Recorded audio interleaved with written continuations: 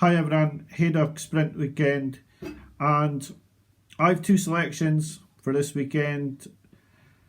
Last weekend we had two horses of interest. I know people backed them.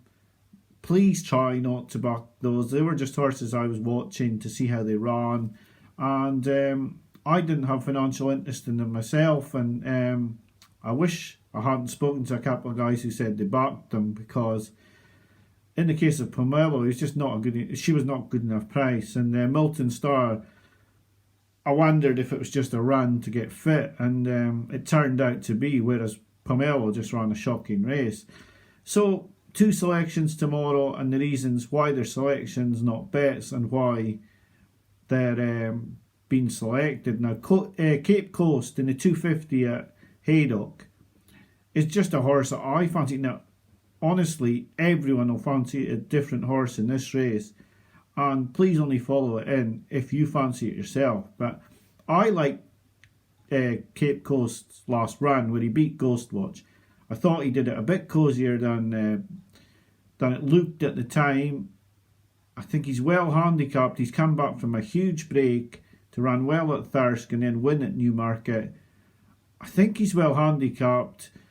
Mark Johnson tried to get him in the Eber. He wasn't weighted highly enough to get in. And although there's dangers everywhere in this race with Future Investment, Rhythmic Intent's been backed, Rajinsky, the King Horse, and Brandon Castle's been backed. But I just like Cape Coast in this race. I think Mark Johnson targets some of the big money handicaps at Haydock. And although Haydock's not a track I'd normally go to back, I like Cape Coast, and I'll be having a few quid each way on him in the 250 at Haydock tomorrow. In the 345 at Kempton, Solid Stone's a horse that I've been keen to follow for the rest of the season. He fell in a bit of a hole at York, but lots and lots of horses do that. When York gets soft, if a horse doesn't like it, they run no sort of race, and we saw that with a lot of horses last week. And I can say that I thought Solid Stone was going to be a really top-notch handicapper this season, and when he went to the John Smith's Cup, I thought he was a horse to watch, and he ran no sort of race. But I think he can pretty much discard that run, and although this is a very good handicap as well, with an unbeaten horse in Bullfinch in the race, I think Solid Stone could take this tomorrow.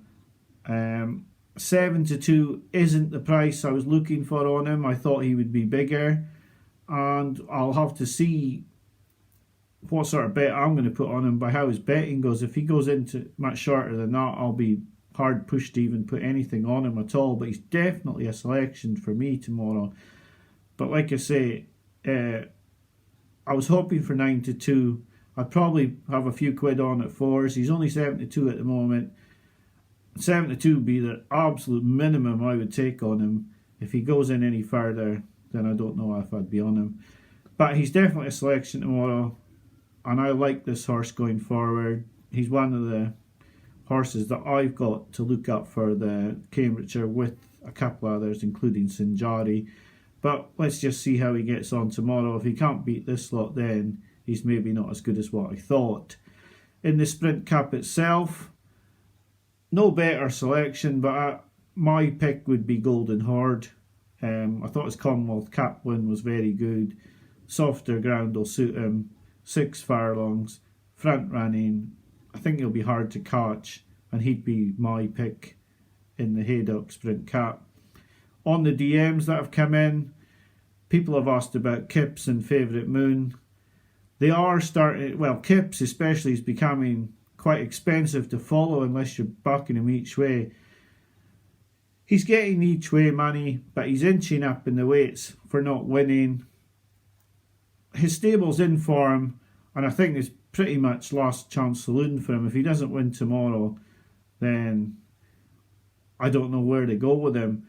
As for Favourite Moon, he was a horse I was really keen on at York. I liked the horse. I thought his win over Subjectivist was really strong form.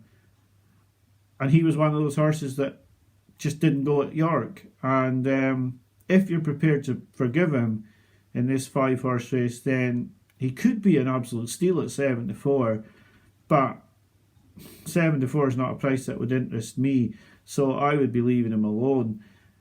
But he could bolt in as well, just on the other side of the coin. He could make a mockery of the handicap. He could win this 12 lengths, no bother at all.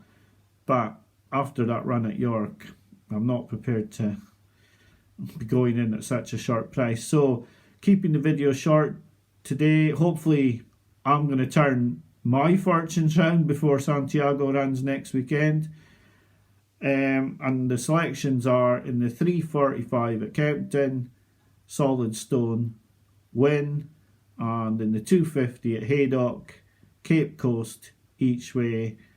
If you're backing at the weekend, I wish you the best of fortune. If you're following this in, hopefully my luck's going to turn. Thanks for watching. Have a great weekend. I'll be back to you very early next week. Thanks for watching. Bye for now.